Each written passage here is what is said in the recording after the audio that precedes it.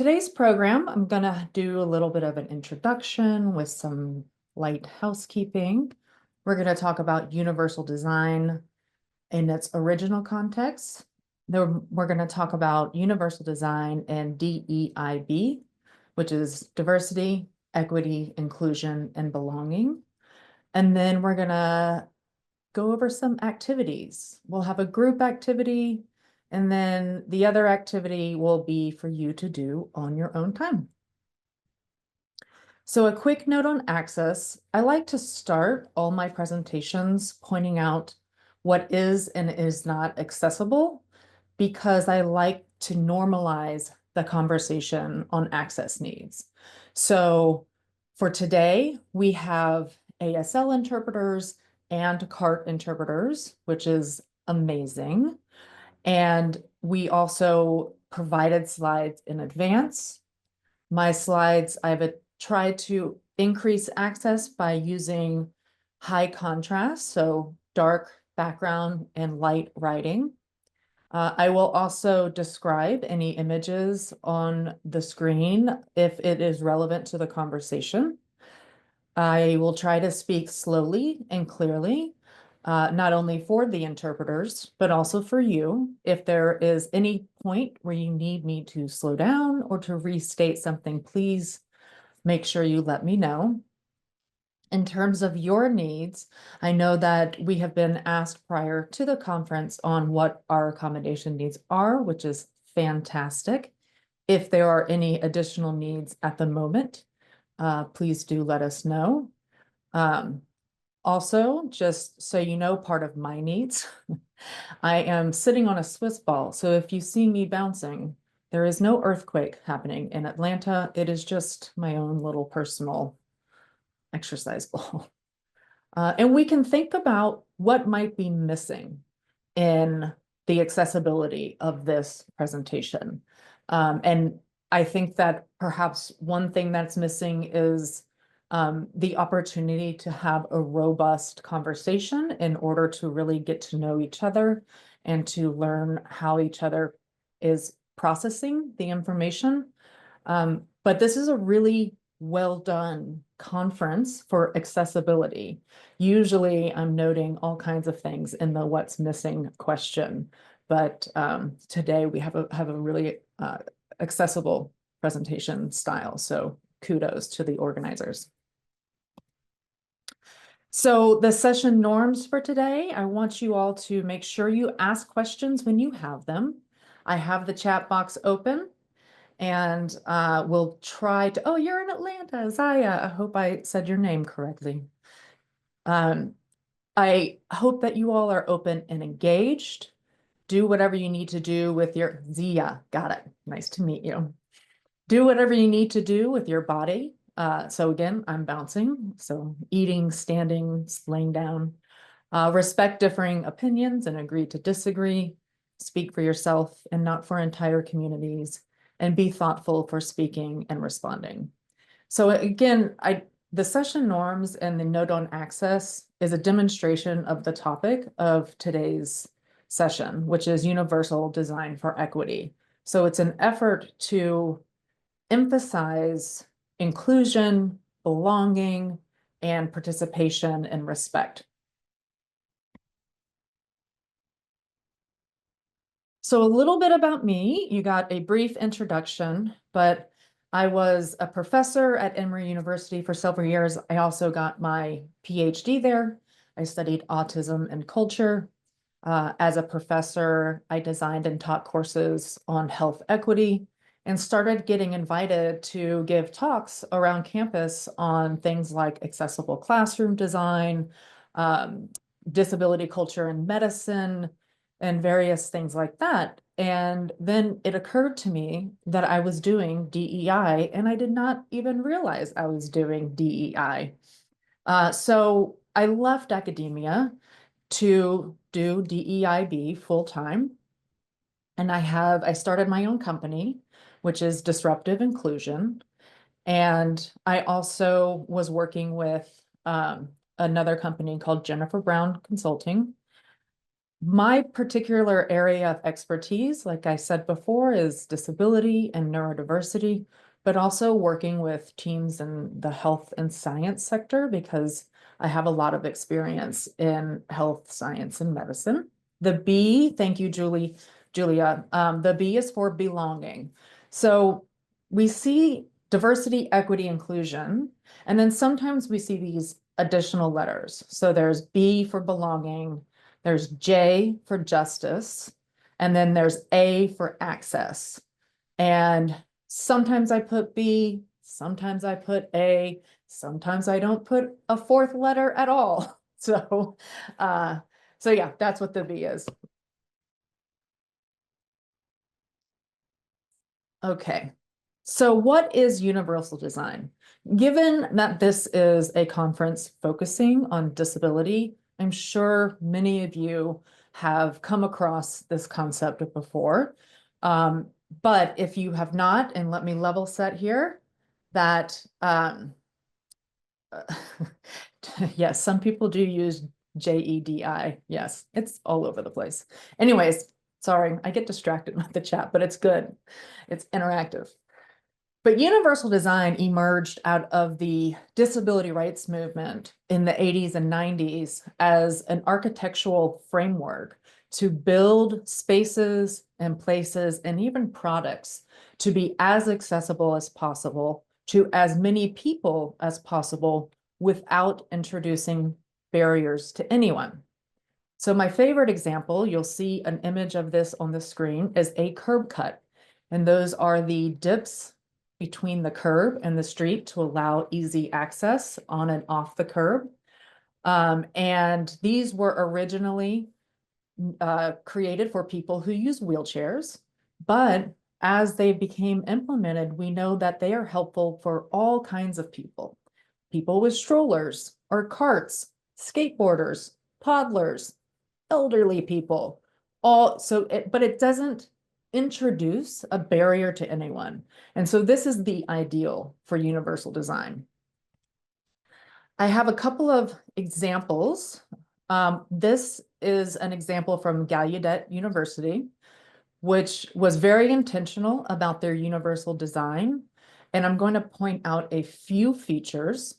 One is the low countertop you see between the two.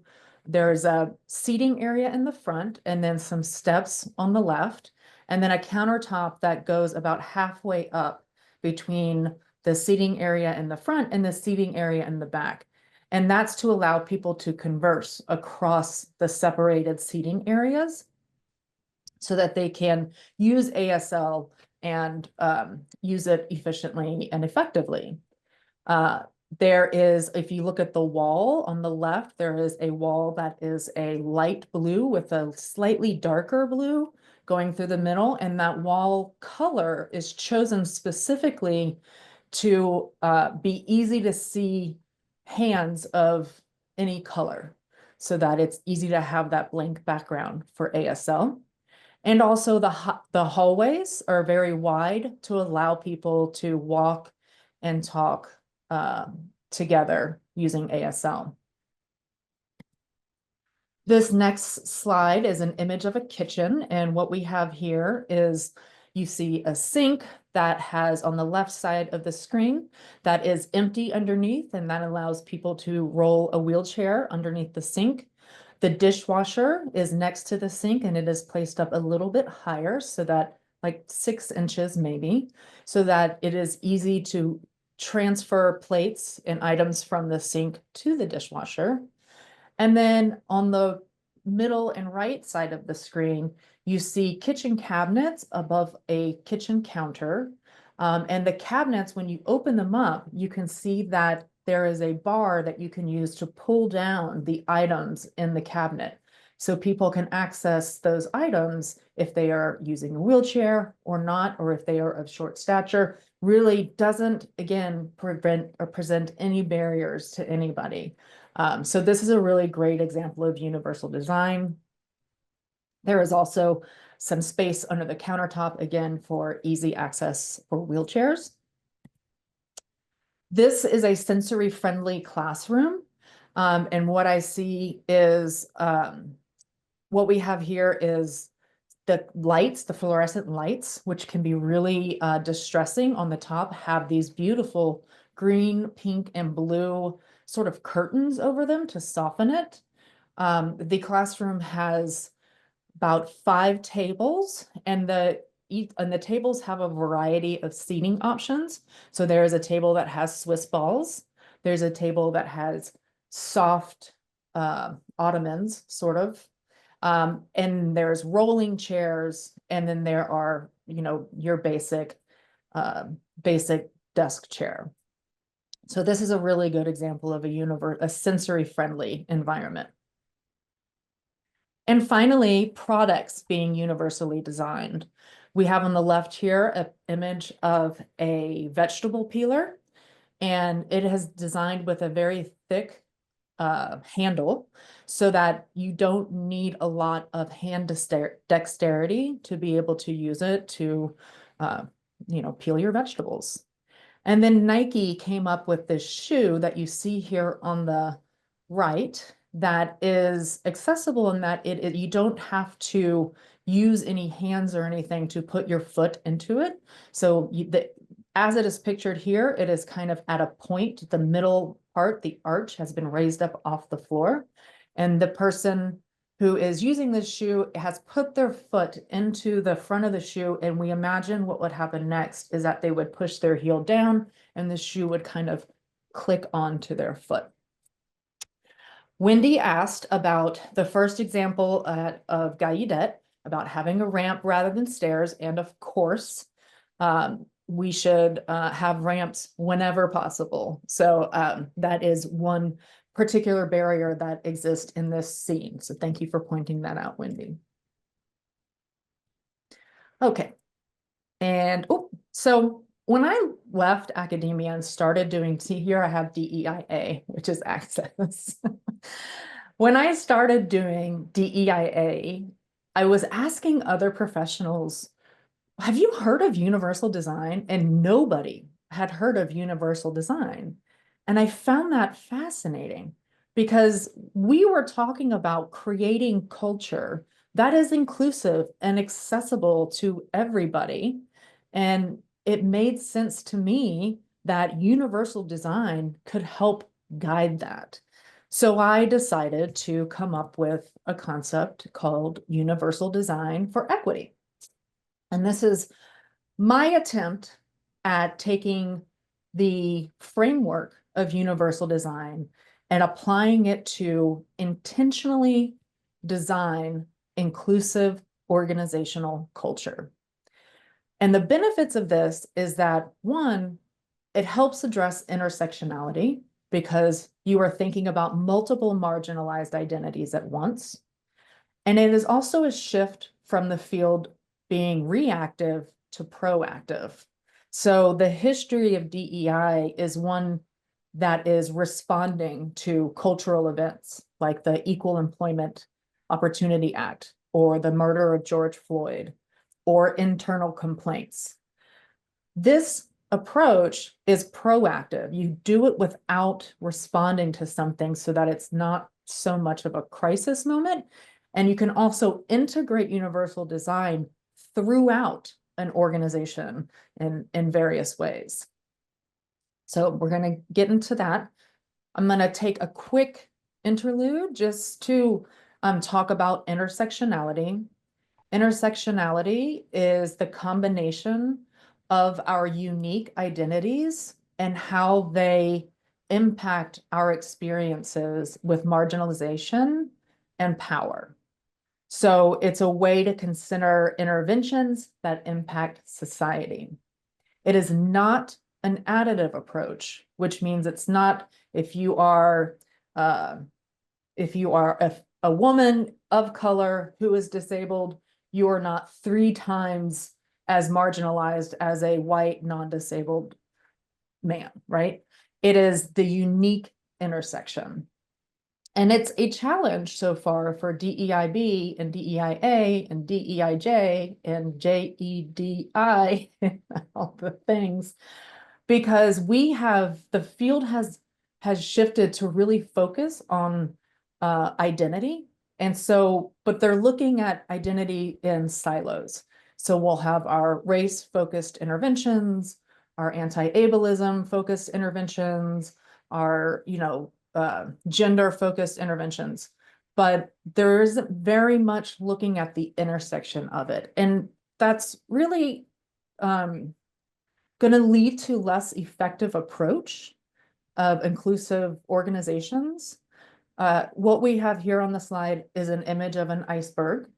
And as icebergs do, most of it is below the water. So it's underwater with just a bit of the iceberg on top. And an iceberg is used to represent social identities and in terms of their obviousness. So above the waterline are traits that are easily identifiable when you first meet somebody, like your physical traits, body size, your race, your accent.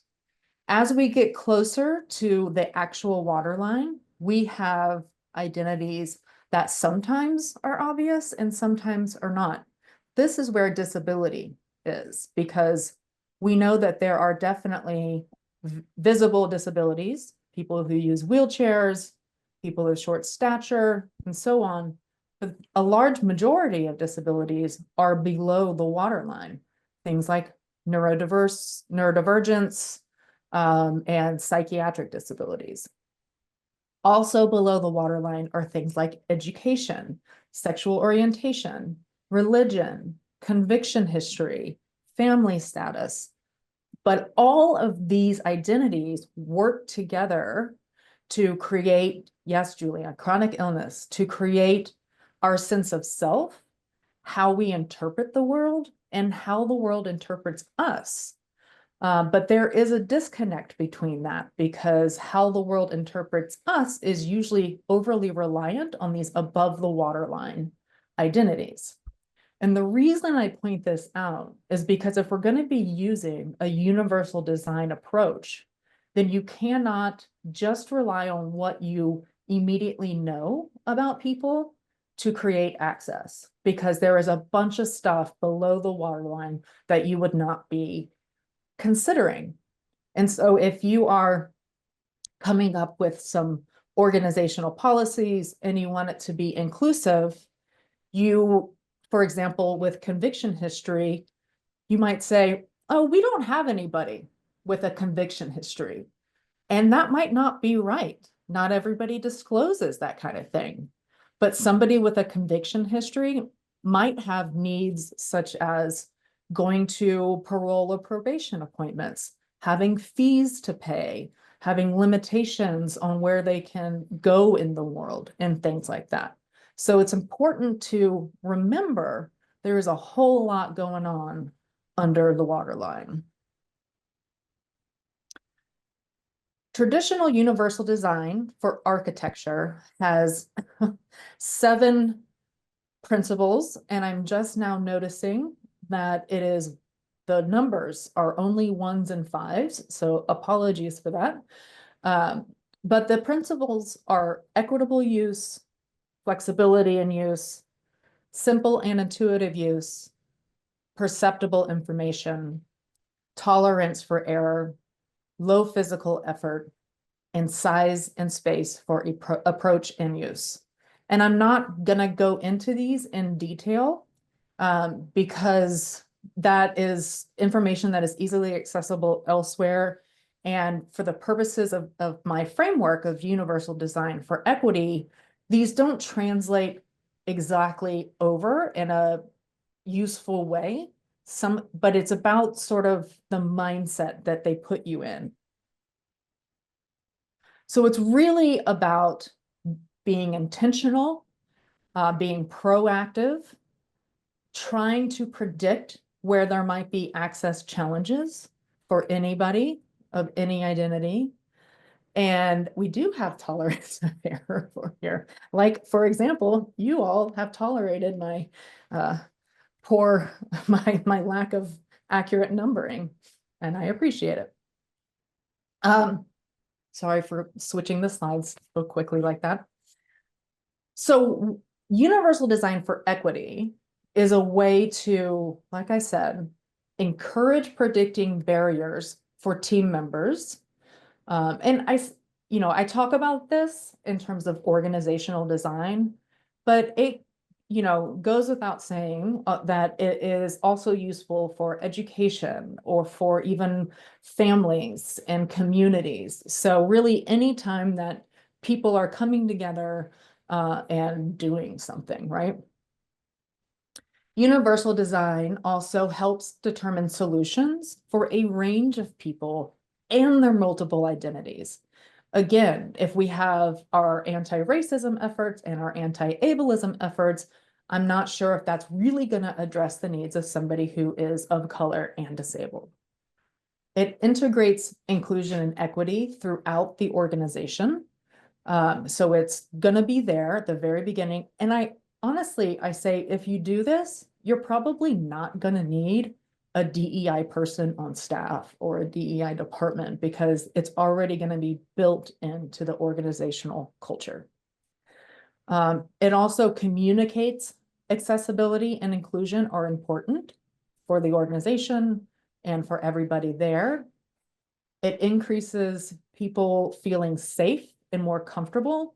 And when that happens, people are more likely to be able to be themselves and provide their ideas and perspectives without hiding anything about them, right? Without having that emotional labor of code switching or of trying to hide a marginalized identity.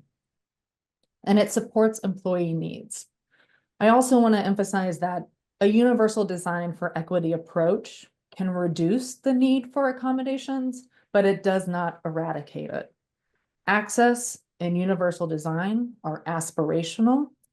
There are always going to be particular situations where access is very difficult for everybody. And so understanding that means you get as close as to perfect, you get as close to a curb cut as possible.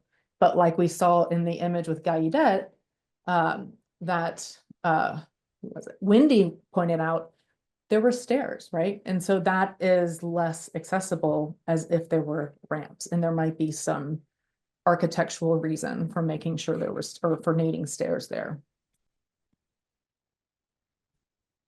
Okay, so we're gonna do a group activity.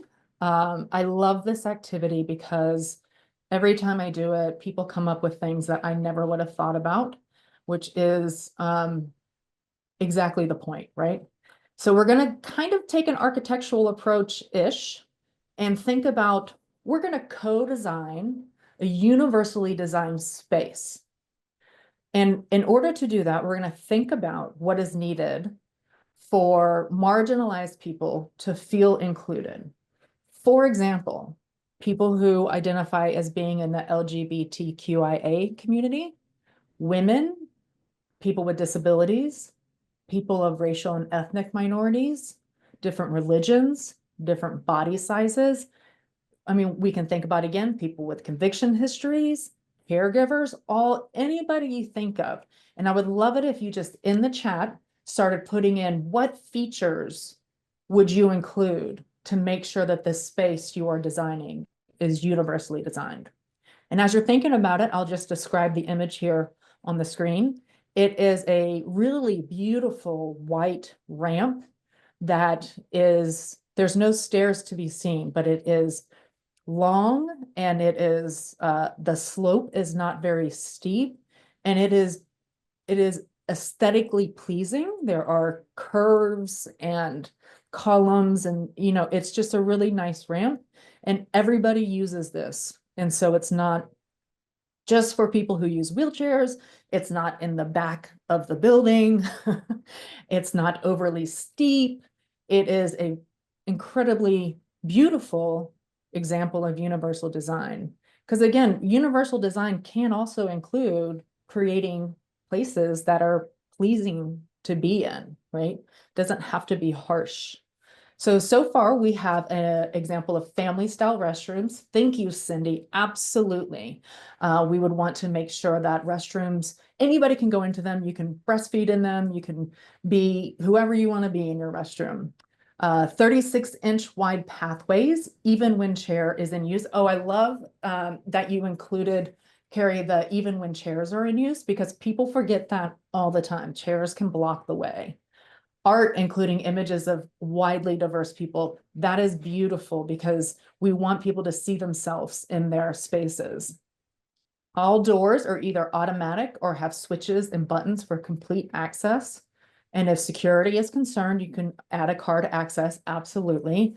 One thing that drives me up the wall that I still see, actually just saw an example of this in New York a couple of weeks ago, is when there's stairs to go into a building and you have to press a button if you were using a wheelchair to get the lift to come down and go on, and it's just it's really it's not accessible or universal. Dimmable light. Yes, Amanda, I love we have light dimmers all over my house. That's so lovely. Varying sitting options. Exactly.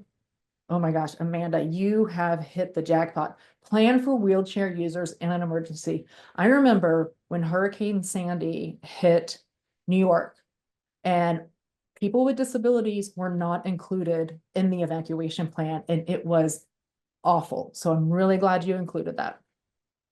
Frequent benches and places to rest. Absolutely. This is really important for things like people who work in retail or in restaurants or one of those where there's lots of time on your feet. So having and allowing places to sit, right? So a lot of people go to work in these places and then they say, oh, we're not supposed to sit down. Well, that's not very accessible. Quiet rooms for prayers, decompressing, etc. Excellent, Cindy. And I would add that those rooms should definitely be sensory friendly and have a no smells policy, have various lighting options, all of those things. A quiet room to shut the door. Yes, 100%. We all sometimes need to decompress. A space that is not overly masculine or feminine in characters or aesthetics. No pink or blue coding in the space. Oh, I love that, Ty. Funny story, not funny story, but interesting background about pink and blue is in the early 1900s, department stores were kind of battling it out on what pink would be for and what blue would be for. And so some people advertise blue for boys and pink for girls. And obviously we know that that's not the determination that won out. And now we think that pink automatically, naturally, it's girls. And it's a really good example of social construction. Free Wi-Fi. Yeah, absolutely. It would be nice to have an elevator absolutely. In addition to a ramp. I love that. Bidets in the bathroom. Yes, God, bidets everywhere. Braille menus, absolutely wonderful. Options for digital or virtual interaction or person-to-person interaction, depending on preference. Cicely, I think that that's really important and something that can be integrated into organizational policy on communication. Do you want having a space where people can identify their preferred way of communicating could be really helpful. This is one strategy that we talk about in terms of bridging the divide between generations, between people who, kind of older generations seem to prefer in-person or phone calls, and younger generations prefer emails and text messaging. So being open and honest and creating sort of guidelines around accommodating different communication preferences is really important. Some way to collect suggestions in multiple formats, perhaps. Yes, and it could be anonymous or not anonymous, right? All right, anything else anybody can think of? These are so fantastic. I want to save the chat.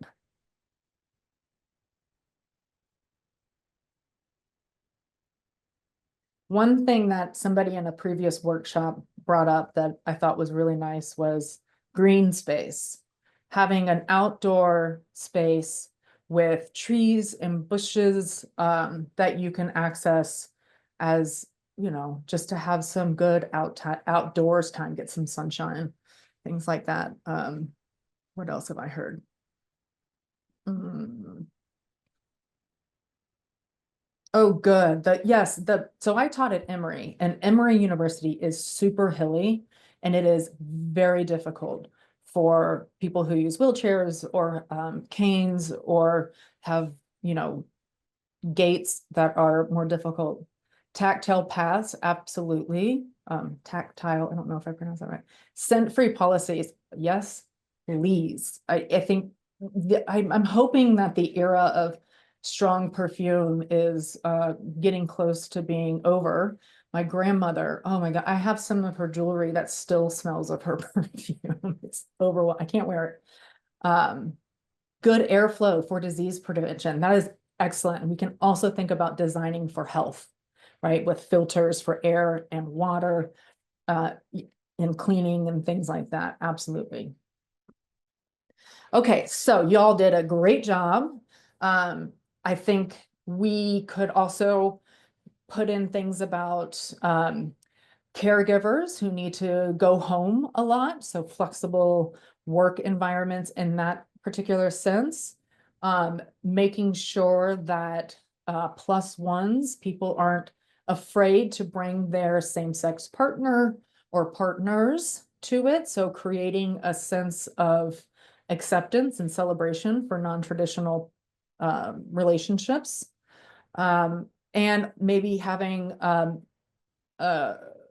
awareness of different prayer styles and timings throughout the organization so people can understand that.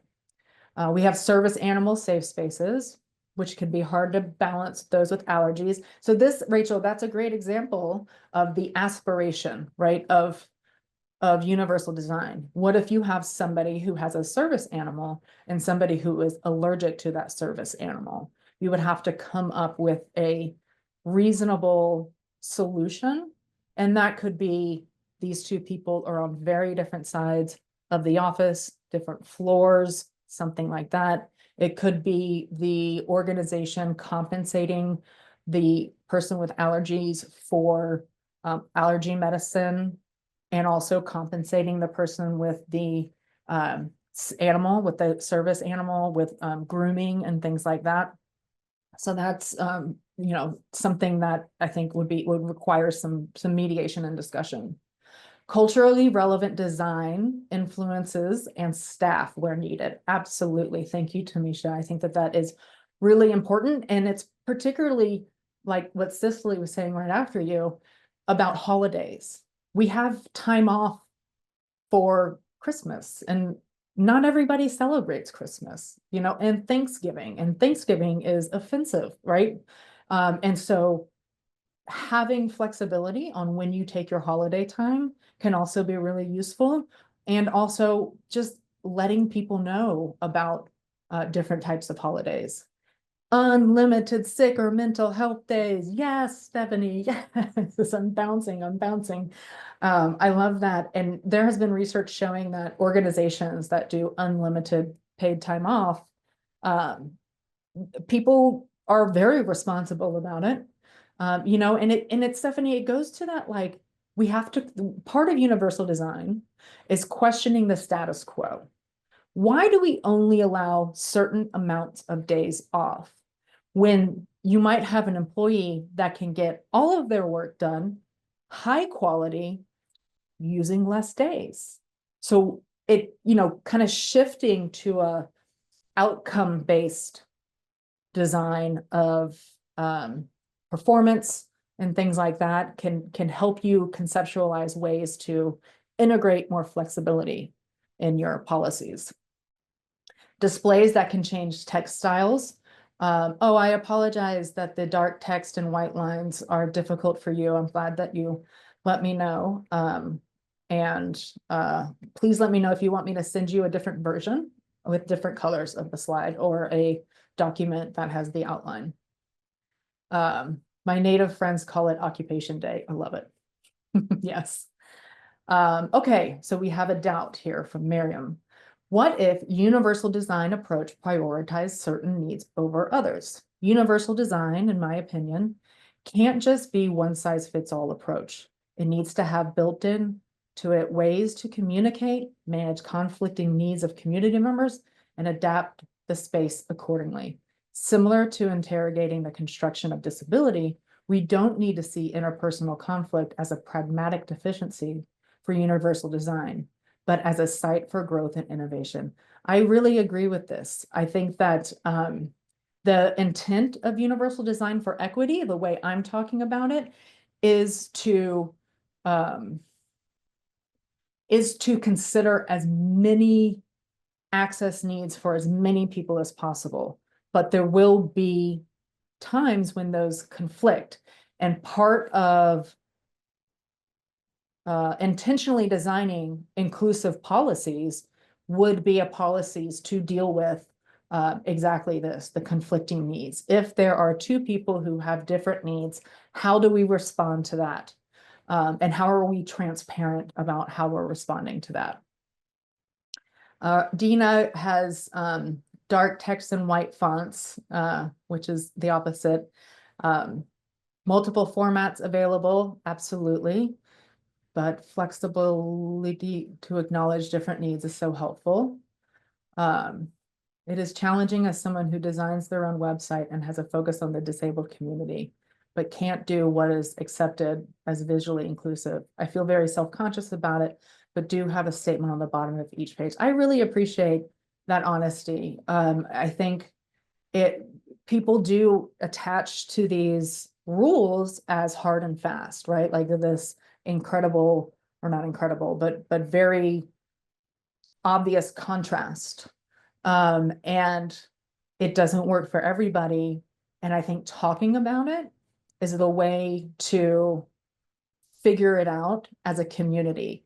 And again, when we talk about access, kind of like I did at the beginning of the session, if we are around people that is comfortable talking about access and inclusion, then we'll be more comfortable talking about, for example, Zia's difference in perception of high contrast screens.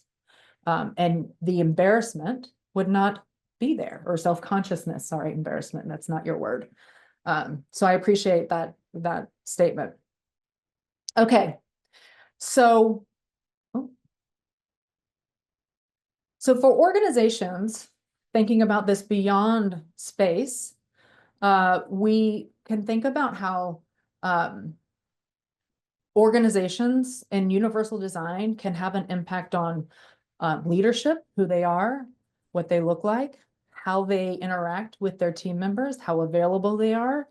I always encourage leadership to disclose any marginalized identities that they may not, that might not be obvious if they feel comfortable, because if leadership is open and honest about disability or sexuality or religion or whatever the case may be, then other people in the organization will also feel more comfortable getting what they need. We can think about how universal design impacts hiring and retention, job descriptions, interview styles, etc. Learning and development. What do these learning and development sessions look like? How do people access it? How do we access the community? And how can universal design improve that approach? And how do we provide services to people in a way that is accessible and universally designed? We have a comment about Title I ADA, employee, yes, reasonable accommodation with a qualified disability takes priority. That is a really good point, that if there is competing needs, the legally protected one is something that you're going to have to put in the foundation and work around. Miriam says, providing all possibilities is the ideal option, but not always feasible. Exactly, it's aspirational. So we need community input to know what needs should be prioritized. It's impossible to anticipate all needs beforehand. There needs to be a sort of accountability and feedback system, as well as intention, to continually adapt as needed, basically leaving a lot of room for flexibility in the policy so others can shape priorities. This means spaces could look different for different communities. I love that. Thank you for writing that out. That's exactly what I've been trying to state, but less elegantly. You will, if you're involved in creating an inclusive organizational culture, it's important to be really humble about it and know that there's going to be mistakes. There's going to be things to change. And rather than stewing on it or letting it deflate your intention, it's a learning moment and you fix it and move on. So part of the things that we can think about are our language, not just pronouns, but what if we're using metaphors and cultural references, that might be confusing for some people, some neurodivergent people, people that are here from other countries and backgrounds.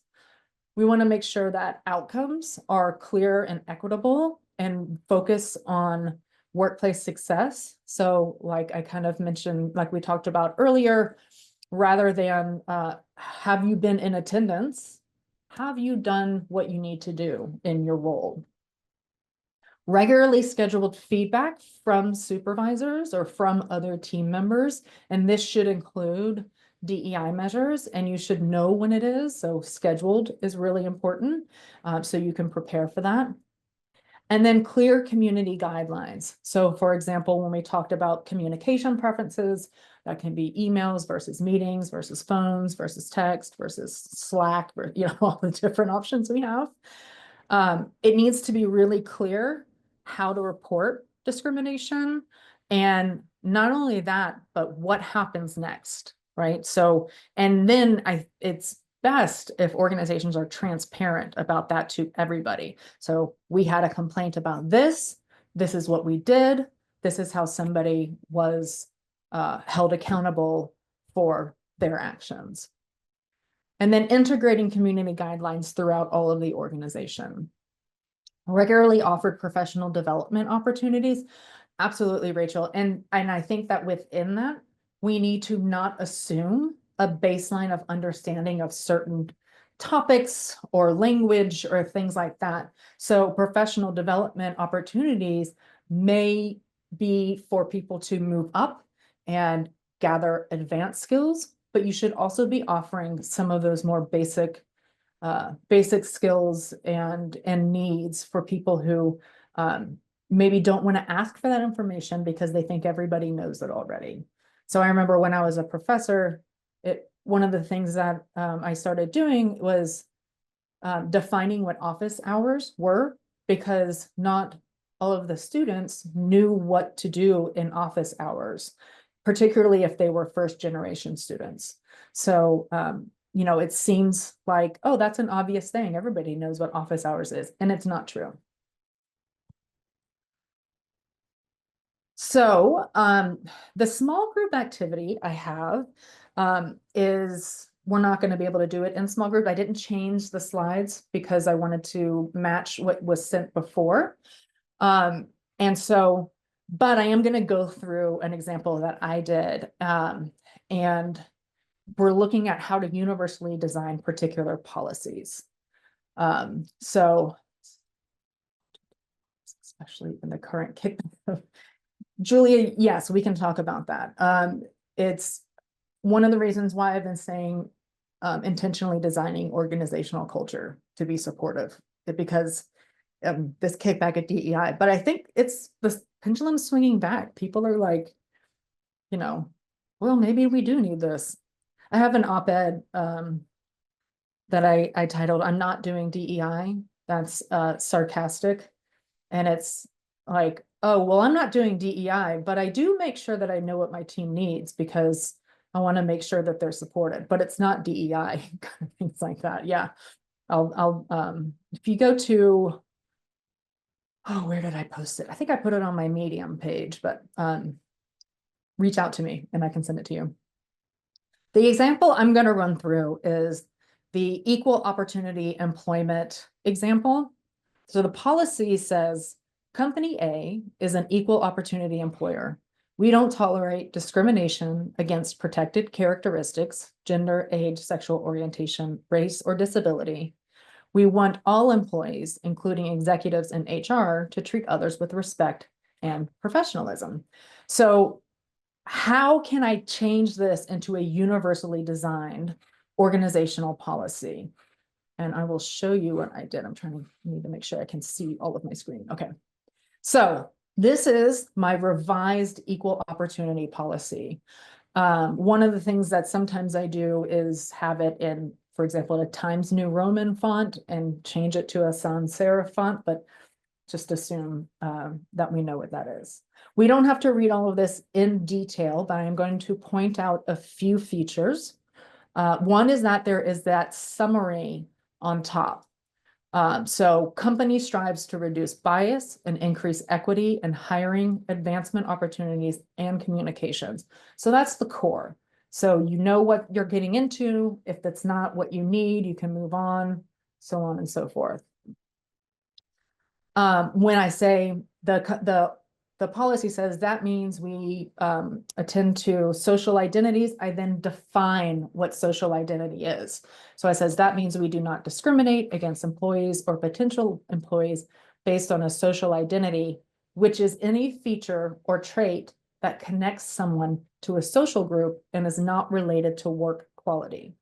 And then I give examples. This includes race, gender, disability, sexual orientation, veteran status, class, nationality, religion, ethnicity, family status, and then here is the key, or any other social identity. So leaving it a bit open so that people can come and ask for what they need, even if their identity isn't listed there. So it's beyond the legal requirements.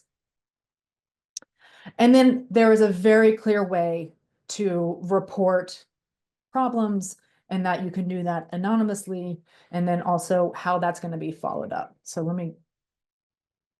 this was maybe not the best way to organize that. If you experience any barriers, please use whatever system that you have to make suggestions or a report. And then I have just a few goals for DEI or for inclusion or equal opportunity here, and some icons next to it that kind of reflect what that goal is, to just to have a visual indicator there as well. And of course, this would be a policy, as like all policies, that is available in print, in large print, online, in an audio format, in Braille. So as many formats as you can think of and include to make sure that everybody knows how to get it. And everybody can access the policies. So they should not be hidden down in some deep OneDrive file that is hard to find. You should be able to find these things fairly easily. Oh, thank you, Ty. Just put the link up to my DEI on it. Don't tell the New York Times because I just submitted it to them. So if we were doing breakout rooms or small groups, which we won't do, then I would ask you all to get in groups or by yourself and look at these various policies and kind of universal design them, right? But you all have the materials, and I encourage you to think about this type of stuff on your own if you want to look at your own organization's policies and see what changes might be made with a universal design for equity approach.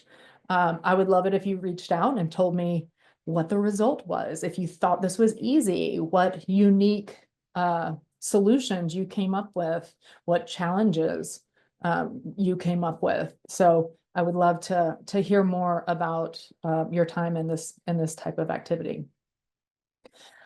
So thank you. I'm open for comments and questions. I am about to launch a new offering next week, and it will be short lessons on various things. So I'm starting with a neurodiversity series. So I'll have an introduction to neurodiversity, neurodiversity at the workplace, neurodiversity in education, and neurodiversity for parenting. And then I will have a universal design for equity lesson and a conscious leadership lesson. And that's what I'm going to start with. And so, sign up for the newsletter if you're interested in knowing when those are released. And of course, let me know if you think of a topic that you would love for me to cover, because that would be amazing for me to be able to be responsive to the community in that way. Okay, and with that, I'm going to stop sharing and take questions.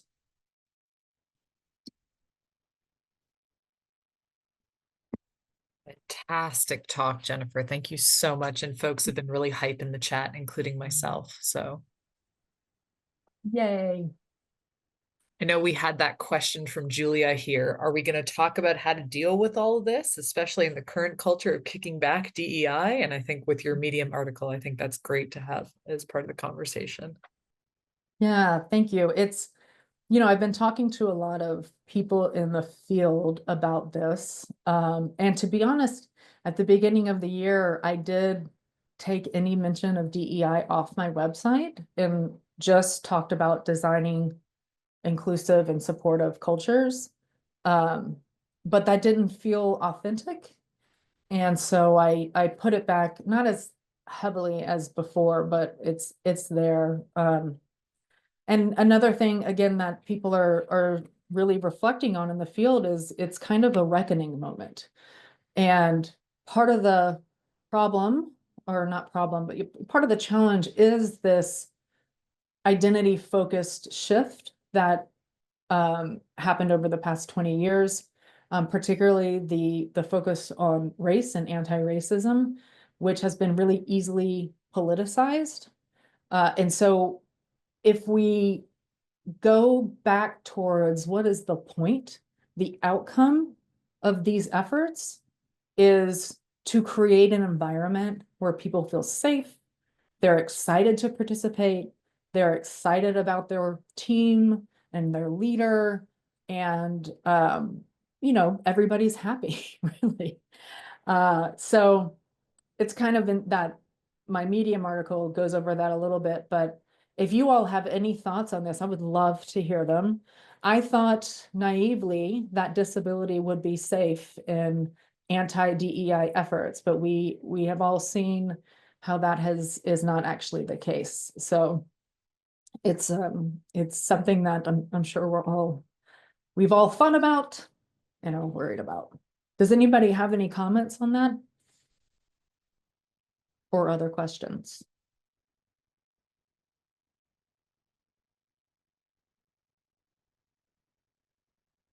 Yeah, it has been upsetting. Eugenics, it is so true. Eugenics, people don't know that the first people to be sent to the gas chambers by the Nazis were people with disabilities, and that eugenics was an American concept, born and bred, and really focused on disability at first. I like ADA Rewind. Can you maybe expand on that? And welcome to go off mute if that's preferred or possible.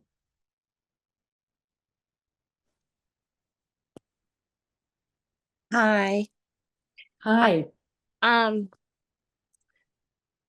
I've I've championed for disability rights for my entire career. We just celebrated 50 years of doing so at our Parks and Recreation Agency, and it was such a wonderful celebration at the end of last year. Just to feel like somehow this year we rewound to 1970 and like the ugly laws, or if it feels terrible, and it's more important than ever. Sorry. I agree. It's really scary. Again, I work a lot in health and medicine, and that is an area that has some really significant life and death situations. But also, when we look at employment rates for people with disabilities, they're terrible. And of course, that leads to higher rates of living under the poverty line. and not being able, in Georgia here, we still have that Medicaid gap to where there's people who, can't access healthcare because they make a certain amount of money, and it's just enough to live, but it's not low enough to get free healthcare. So there's a lot of um, upsetting outcomes that could cascade down from this. Alex says, with a world changing so rapidly with technology and policies, how do we stay up to date on changing practices in UDL and DEI while trying to avoid burnout? That's a good question. I think you have to get excited about creating more accessible environments, more inclusive environments. And when you make a change that is based on cultural shifts or technological shifts or whatever, and you see it successfully implemented and people responding well to it, it's rewarding. And so that can stave off some burnout. But that being said, if you are experiencing burnout, perhaps that's a time to think about what you need. What are your psychological needs? And build those in as well. Julie has her hand up. Yes, thank you. I really appreciated that you touched on the nuance of conflicting access needs. And I think the example of service animals and allergies and potentially putting funds into it is really interesting. I'm wondering if you've seen workplaces actually implement funds like that. I was the one who put in the chat earlier scent-free policies, and one of the challenges with that is that folks may not know where to get scent-free products. They may need education. They may need help sourcing it. There are cultural uses for scents. There are accessibility accommodation reasons to use scents. Mm-hmm. And so that's an area where people's personal choices are what make the workplace accessible, but there aren't necessarily supports in place. People are just told not to wear scents. So I'm just wondering if you've seen workplaces find ways to navigate those types of conflicts of access. I'll be honest, I have not seen it implemented. I have in companies. I have seen it implemented when there used to be Society for Disability conferences, SDS. I don't know. Anyways, where they would have a scent-free policy and provide in your swag bag scent-free soaps and shampoos to use, which is helpful. But I think if you're going to implement a scent-free policy, you need to be very clear about what that means and have scent-free items around the office, provide, like you recommended, advice on where to get these things. But then also think about, okay, if there are scent related needs. So for example, if you need a anti-inflammatory balm that has a scent, can we have a scent-free section of a building or an office or a floor, and then a section where you can have scents, and if you need, if there are culturally related meals, for example, then that can be the area that goes into. So it's imperfect, but I think there are solutions if we think creatively. And something I failed to emphasize, if we include a variety of voices in figuring these problems out. Julia, there are sensory sensitivities and allergies are the accessibility needs for scents. So it can be inflammatory to be around strong scents, or even just really distracting. Yeah, I will also say that herbal medicines often come with strong scents. I myself, as someone with chemical sensitivities, used to rely heavily on essential oils. I've now switched to tinctures, but that's a big ask of people to change their medicine to accommodate other people. So it's very tricky territory. It really is, but again, I think having a policy of how to mediate these needs. So, you know, even taking cues, if anybody's familiar with restorative justice, right? Let's sit in a room, discuss what the needs are, and then, you know, you are the expert on your needs and how you can meet them. And so bringing the experts together to come up with a good solution is, you know, much better than the HR team trying to figure it out themselves. And I realize we are a little bit over time, so I want to make sure not to cut off this amazing conversation, but it continues. The beauty of being unapologetically online and being willing to share things with everyone, and including this recording once it's done, means the conversation doesn't end here. And yeah, we do copy the chat just as a note. And we know that our own archivist Owen is always really good at keeping our resources as well. And so we will be keeping a lot of these resources, but please, a big round of applause, digital applause, for our incredible presenter. And our next session will be at 12, I'm double checking. Yes, 12 p.m. Eastern Standard Time. So that gives you a little bit of time to rest, recharge, have a snack, get some coffee. But thank you to our presenters. And I hope the folks enjoy the break. So we'll be pushing everyone back to the waiting room, and we'll see you again at around noon. Stephanie, if I could just, before you put people in the waiting room, Sure. thank you all for attending and for your engagement and your comments and your questions. It made me think and help advance my practice as well. And so I appreciate every one of you. And please don't hesitate to reach out if you have any follow-up questions or ideas or suggestions. And I hope everybody has a wonderful rest of your conference.